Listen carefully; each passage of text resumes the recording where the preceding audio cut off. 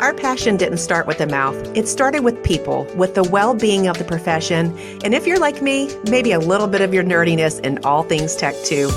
We all want to love what we do, but the truth is, burnout, people problems, and glass ceilings can keep us from doing what we set out to do.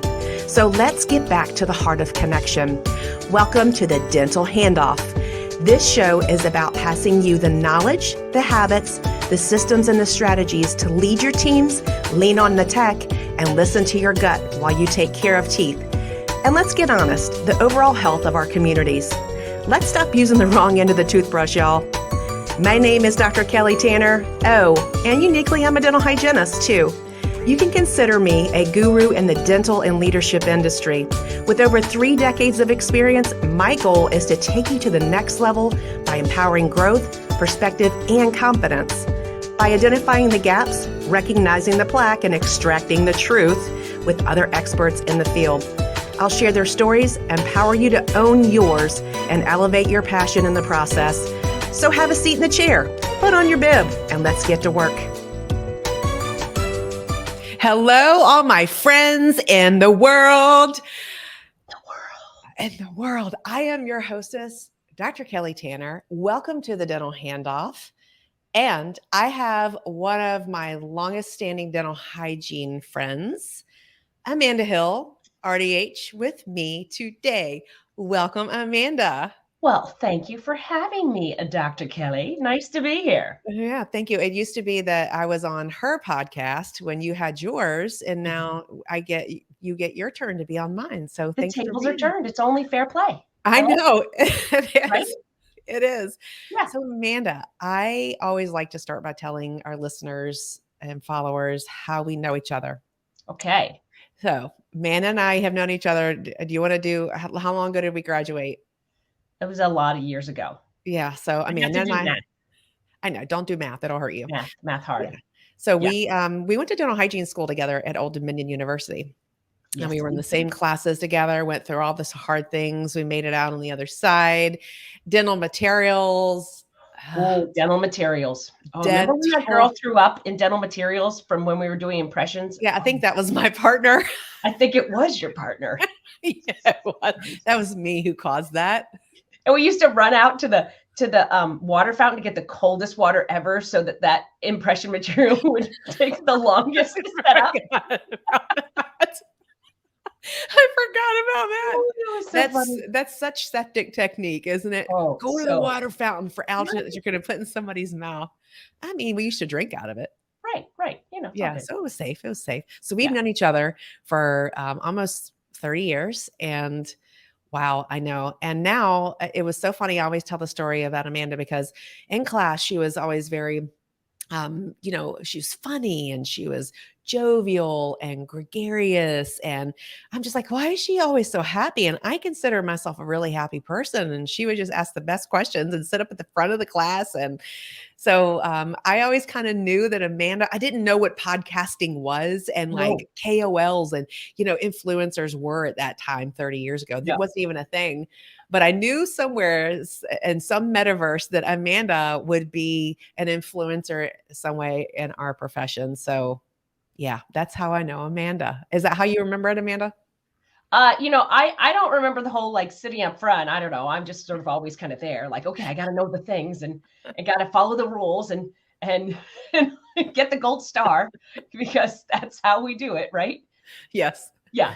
So yeah, that's definitely. But definitely those hygiene school days. I mean, a little, maybe with a little PTSD involved, right?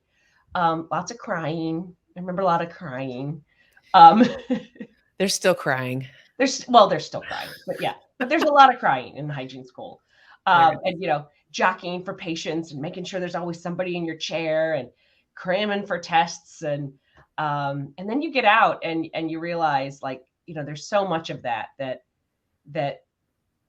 probably didn't help us. And there's so much that could have helped us had we learned a little bit more about certain things that, you don't necessarily get in hygiene school. Yeah. Well, I think what's wild is that I think, how we think about things that we just think about. We don't know why we think about it.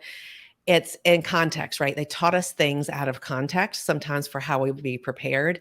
And some years later, I was like, I'm glad I know that now. Now I know why they taught. Were you like that? Ooh, like, I'm like, I think oh, I know about this. And so it was like 2 years later, I get to use it. I vaguely recall that. Yes. So Amanda and I found our passion around the same time. Amanda, tell me about your path and why dental hygiene for you. You know, it's funny. When I was 15 years old, I called my pediatric dentist. And I called Dr. Kramer and I was like, hey, Dr. Kramer, are you guys hiring? Because I thought a job answering the phone sounded really fun because I was a teenager and I was really good at talking on the phone. Because that's before we had texting. That's when we used to talk on the phone. And so I thought, wow, that'd be a great job. So I went in for an interview and Dr. Kramer interviewed me and he hired me. So I show up after school the next day for my first day on the job and they hand me an apron. And I was like, what's the apron for? They're like, oh, you're a dental assistant. I was like, I thought I was going to answer the phone. Oh, okay. So on the job trained dental assistant, reaching that bare hand into cold sterile, not knowing any better, wiping everything down with an alcohol 2x2, because that's what we did back in the day, and got into dental assisting in peds and actually really liked it. And then I saw what the dental hygienists were doing. They worked part-time, they had a family, they had kids. And I was like, oh, well, that's kind of a cool job. Like I liked their work-life balance. Seemed like it was pretty doable.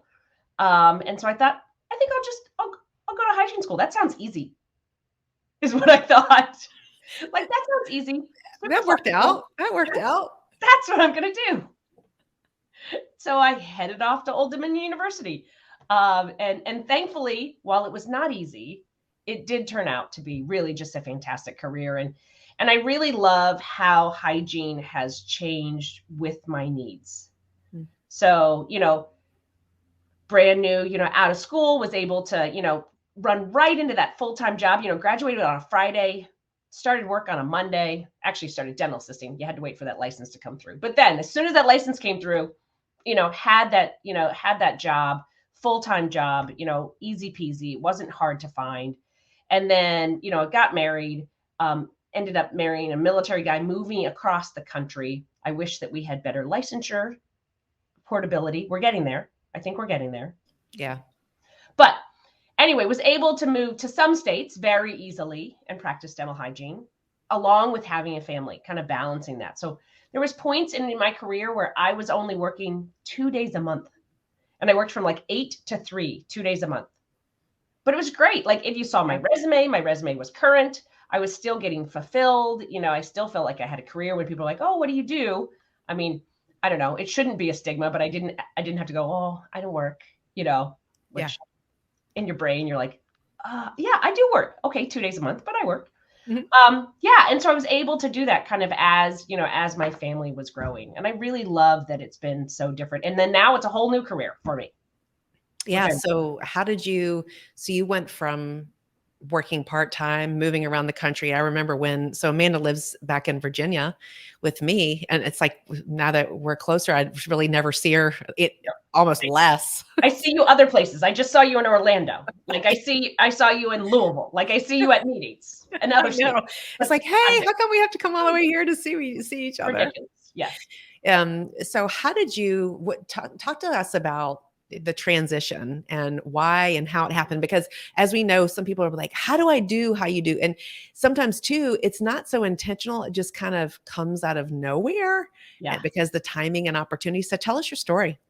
So, I mean, all my career, you go to CE, I'm a huge learner. Like I'm just, this sort of person that always wanted to continue to learn. So it's You're curious. Yes. You're curious. Never been an issue. Like at the end of the year counting, like, did I get to 15? Like, did I get my CEUs? Never a problem. Right. And I've always gone to CEs and thought, man, I think I could do that. Like, that would be fun. I would love to like get up and talk. But never having any concept of how did somebody actually get up there? Like, how does that happen? And not really thinking much about it. And then one year, so we were living in Germany and we moved back to the States. And I actually was living outside the Washington, D.C. area. And another dental hygiene school friend of ours, Jenny Moore Humbertson, said, hey, Amanda, there's this dental conference that's going to be in DC. We should go together. Well, I had never really been to a dental conference before. I had been like early on in my career, my dentist took like the whole team to a couple big conferences, but I hadn't ever been to a dental hygienist conference. And the idea of me spending my own money on something, because that was my boss's job. That wasn't my job to spend money on my career. That was my boss's job to spend money on me. It was his business, right? What did I have to gain by spending money on my business, on myself? Well, I'm so grateful to Jenny that she was like, no, it'll be great. It'll be really exciting and we'll have fun. I would have never done it if Jenny hadn't have said, like, let's just do it with me. So I did it more just to spend time with Jenny, thinking nothing about career advancement, anything like that, right? It was just there. So if you've never been to a convention, oh my gosh, spend a couple dollars. I swear to you, it's worth it. Okay. I swear, do it. So anyway, so we go to Under One Roof and oh my gosh, it's amazing. Like these great courses, you're learning from people, more speakers on stage, like, oh yeah, she's really good. And she could be a little better. Anyway, but things like that, but you learned, right? So, and I'm walking through the exhibit hall. And so I really was spending time kind of each table. My big goal was to pick up a bunch of Proxa brushes because the clinical office I was at, he refused to buy any Proxa brushes. And I was like, I want Proxa brushes to hand to my patients. So I was like, that was your goal. Proxa brushes, right? That was like my goal, right? So anyway, I'm talking to each booth and learning and getting samples and kind of understanding what new products are out there and thinking the whole time, like, this is my jam. Like, this is so fun, this exhibit hall floor. So I happened to stop at a booth and I started talking to this beautiful blonde woman at this booth. And it happened to be the Dental Post booth. And I was talking to her and I was like, hey, my current clinical job, I actually got through Dental Post. And I mentioned how much I loved the site. Super user-friendly. It was a great way to search for a job and kind of told her my story about having looked for a job first. Like I got back from Europe and I was like, how do you even look for a job? Like, so I got a newspaper. Well, jobs aren't in the newspaper anymore. I might be old. There are still newspapers though. Right. There are still newspapers, but there's no jobs in them. And so then I like made a LinkedIn. I was like, LinkedIn, professional people have a LinkedIn, right? That's it. So I made this LinkedIn. And of course I was getting like headhunter jobs for like a doctor, a nurse. So I'm like, that is not me. I'm a dental hygienist. I want a clinical dental hygiene job. Anyway, so I literally Googled dental hygiene jobs near me and this Dental Post happened to pop up. So found my job, started working clinically. So I tell this story to the beautiful blonde at the Dental Post booth. And it turns out that it's the CEO of Dental Post. And she and I just end up talking for a long time. And Tanya Lanthy is her name, and she's amazing. And at the end of that conversation, she said to me, do you want to work for me? And I was like, sure. Sounds fun. In my head, I'm like, what is she talking about? Like work for her? What does that even mean? But I said yes. I walked away, called my husband. I was like, hey, honey, I think I just got a job. And he says, of course you did. And so a month late, like a couple weeks later, she and I connected and then I got to start working for Dental Post. And that job it was sort of a made up job to begin with. And we sort of morphed it into things. But that's how you and I actually reconnected, which was really fun. So my first, had a table at our local component meeting. So, I called our local component and I was like, hey, I'm working for Dental Post. Can we have a table? So when you walk into your component meetings, you see, there's somebody at a table, they're trying to get your attention.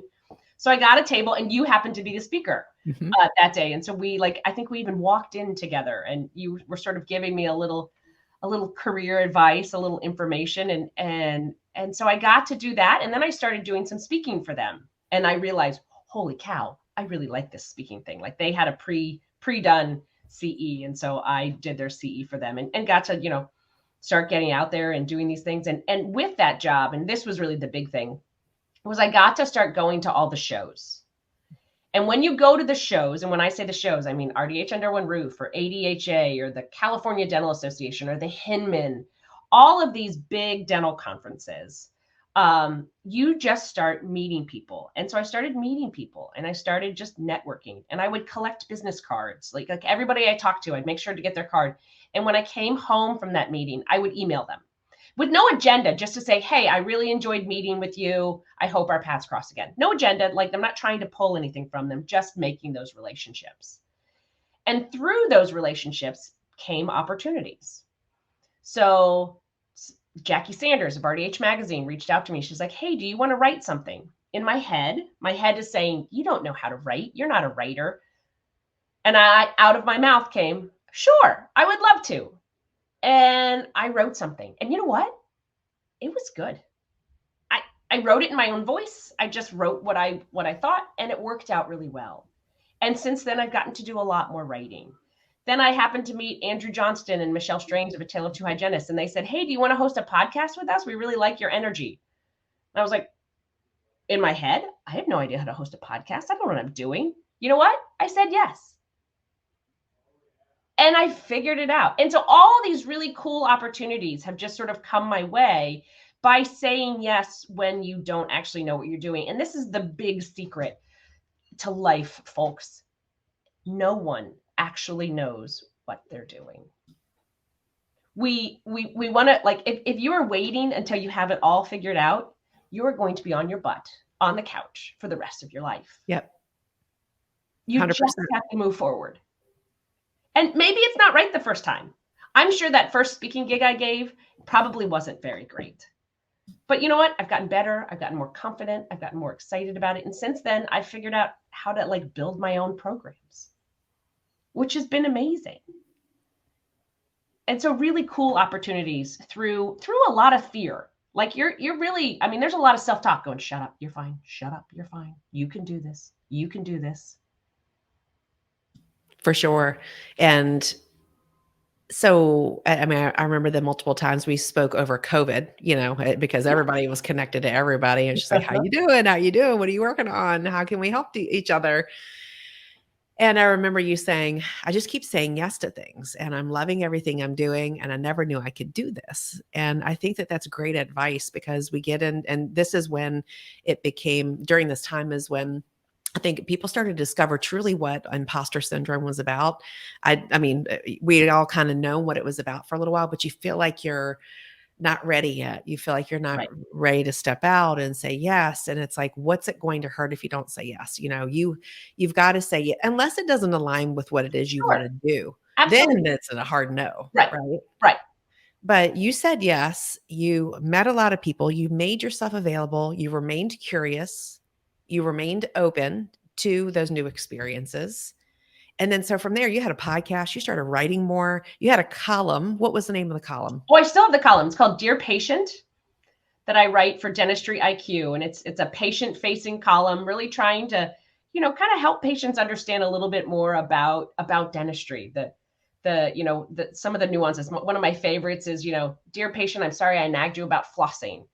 You know, or dear patient, that stuff on your teeth is alive, you know, to understand some of those nuances. I think we're so rushed in a hygiene appointment. There are so many things that I would love to say. I swear I could spend 4 hours with a patient and probably never even pick up an instrument. And so, you know, kind of some of those opportunities of the things that we wish we could say to a patient that we hope that they can maybe read and learn before they come in for their visit. Yeah. And then I think too, what you were learning, what you shared with me and what I would like for our listeners to learn too, is that you were also learning how to be an entrepreneur, which was something that is a unique experience because you're here, you're doing these things and it's like, okay, this is great. And how do I make money at this eventually? Exactly. You remember that? Oh, absolutely. And understanding that what you bring to the table, and I sometimes still have problems with this, and maybe all of us will always have problems with this, but what you bring to the table is worth money. Like that my opinion or what I have to say, people would actually pay money to hear, which is really a baffling concept because it's just what I know. But it's really interesting when you sit down and you're in a room of, say, marketing executives where nobody is dental. Mm-hmm. And all of a sudden they're saying these things and you're like, well, guys, no, that doesn't work for us. And they're like, wait, why not? And then you say these things and they're like, oh, well, we didn't know that. And of course you assume everybody knows that because you only know what you know. Right. And so understanding that really you have a lot more value to bring to situations. But the hard thing is how do you put a price tag on that? And how do you know when to say yes to doing things for free? And how do you know when to then say, okay, well, this is my fee. And so that's a delicate balance, which each person has to answer that one for themselves. There is no, I think, formula, or at least in my opinion, there's no formula to say, okay, you do 3 things and then you stop, or you do what, there's no formula. You have to do what's right for you. Right. And then I think I remember that when we spoke, and this isn't unique to you, Amanda. I was just, Yeah. this is everyone at that time, and a lot of people who I coach and mentor, but it's, um, how much do I charge this? Now that you know your worth, Right. because all of that was coming along with it, and you realize, oh, people will pay for me to write something. People will pay for me to speak at something. And so it was like, I don't know, and so all of this, it kind of like goes along with the other thing of I'm worth something. How much am I worth? I'm worth Right. something. How much am I worth? How much? Oh, and then there's a lot of self-talk that goes on, and then imposter syndrome. And then it's this back and forth inside of yourself. And how did you get past that? I don't know that I'm 100% still past it, truthfully, Kelly. In fact, it's funny. Just this past week, I was invoicing a company. They asked me to write an article, and so I invoiced them for the article. And we hadn't discussed amount prior. And so I invoiced them amount, and they emailed me back, and they're like, we would like to pay you 3 times that amount. And I was like, all right, that's acceptable. People, here's words of advice. People want to pay you. Right. People want to pay you for the work that you do. Yeah. So, so still, I will tell you, I'm still not great at that, everyone. There's still a little bit that's just like, oh, I can do it. It's not a big deal. I can get it done. I can whip out an article, in a couple of hours. And then to put a big price tag on it sometimes feels a little, I don't know, greedy, but it's not. And I need to so I don't know that I'm 100% there yet, Kelly, but I'm working on it. Yeah, well, it's progress. I mean, and Yes. that's where it's proof is in the progress. And then, it's where you are in this timeline. And then you'll look back even a year from now and say, you remember when we had that I conversation? know. And then now this is my usual. Yes. And I think it's happened incrementally over a period of time, because I know it's happened for me too. That's a whole other segment of like how to, I think in general, our profession and some folks in their profession, they think that they're only good at this, or it's unique to them. Just like you said, that you thought that everyone knew that. No, Right. it's your context. I mean, you have a ton of experience in a lot of different things, but it just didn't occur to you. Right. Right. And then, so you went from that, and then where are you now? What are you doing? So now, in November, I took the job as clinical education manager for Young Innovations. And so I get to do this really cool thing. I swear I've tricked people into paying me money. Don't tell them. But I get to build educational content for clinicians and even for people within just the dental industry. So maybe salespeople that are coming in and don't know anything about dentistry. I get to give them a little dentistry 101. And so it's really a fun job. And then we sit in marketing meetings, and I'm the person saying, "Oh no, this is what dental people would say, or this is how we feel about that in general." And so it's really cool to have that seat at the table and be like, and people are like, "Oh, and writing it down, like, oh, you said this. Okay, we're writing this down." And you're like, "Oh, okay, that's pretty cool." So I'm absolutely loving it. It's so much fun. I get to go to, I still get to go to conferences. I still get to hop up on stages and speak, and then I still get to do some stuff on the side. Like I still get to do some writing and speaking and that kind of stuff, just with my own stuff. So it's a nice balance. I really like it.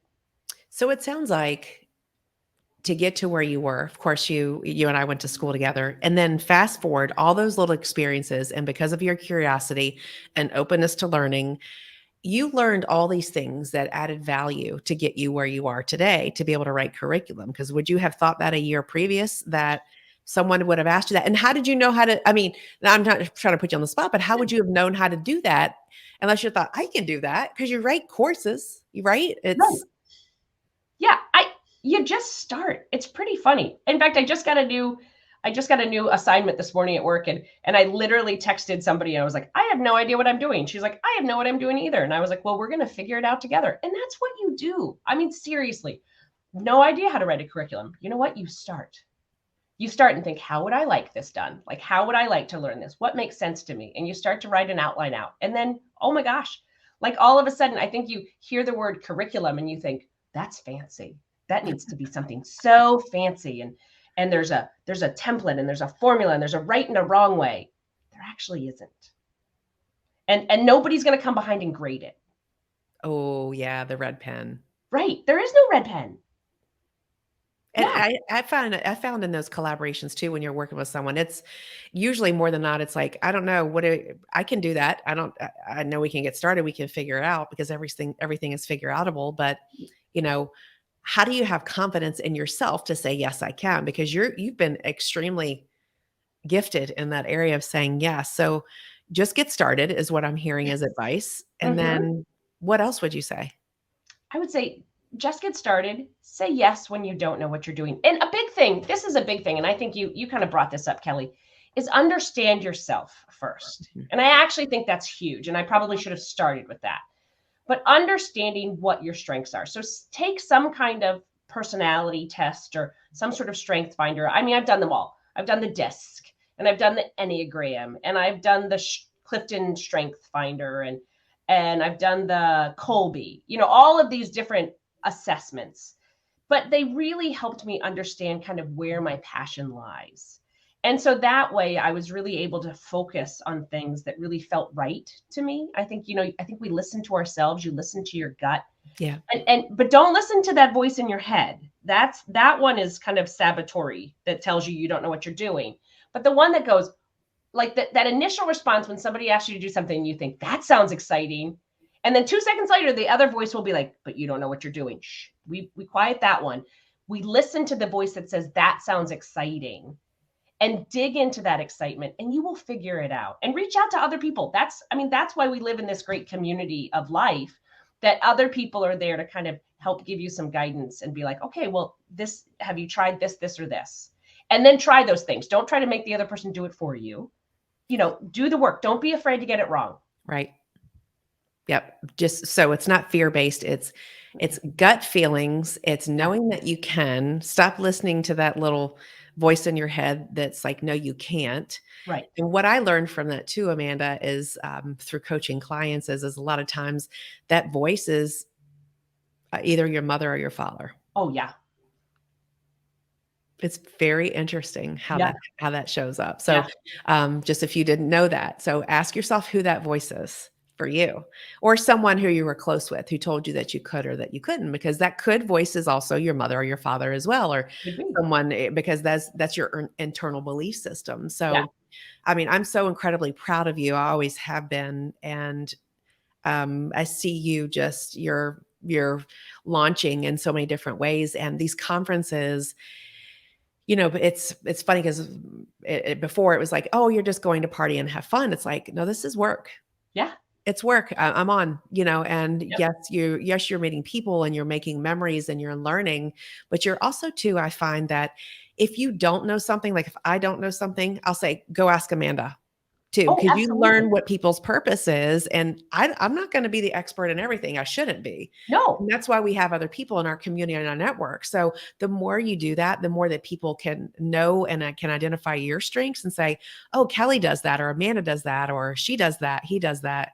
Then the more they can refer to you, and it just feeds it. Exactly. Exactly. And it builds your community. I like to say that, nobody's good at all the things. And frankly, if you were, nobody would like you. Oh, no kidding. So it's You'd much be better that such we're a all. know-it-all. Yeah. Yeah, exactly. Nobody likes that person. So No, we all yeah, know that person, the right. things Yeah. they do. Yeah. So you're now with Young, you're doing clinical education and you're writing and you're guest featuring on some podcasts. What else are you up to? You recently won an award. I did recently win an award. I won the Emerging Infection Control Leader from OSAP, which was really exciting. So that stems into my passion for dental unit water lines and suction lines and all things infection control. And so I was at their annual conference, and yes, I did. I received this cool, it's right here. I got it. That is so cool. Tell people There what it is. OSAP is. OSAP is the Organization for Sterilization and Asepsis Prevention. It is the only nonprofit organization centered solely around dental infection control. And their motto is to make every dental visit a safe dental visit. And so they really help you kind of understand all of that rigmarole and all those rules that get confusing. They try to streamline them into one for you. That's so cool that we have one-stop shopping to learn it Absolutely. all, because it's ever changing. It is. It is. And I remember during COVID when you were doing the water line, the does it suck? All the Yes, curriculum and attending all the courses, because that's the way, that's how you improve. That's how you, and two, it sounds like that you're saying always continue to learn. always, always. Never stop learning. I never become a knower. Always be a learner. Brene Brown says that. And I love that. To me, like the minute you think you know all the things, psh, you've Yep. lost it. Yeah. You're that No, person. you're Yep. that person. Yeah. And so really just stay in that space of curiosity and learning. And that will keep you energetic and engaged. I mean, all of these poor dental professionals that are feeling so burnt out and so tired.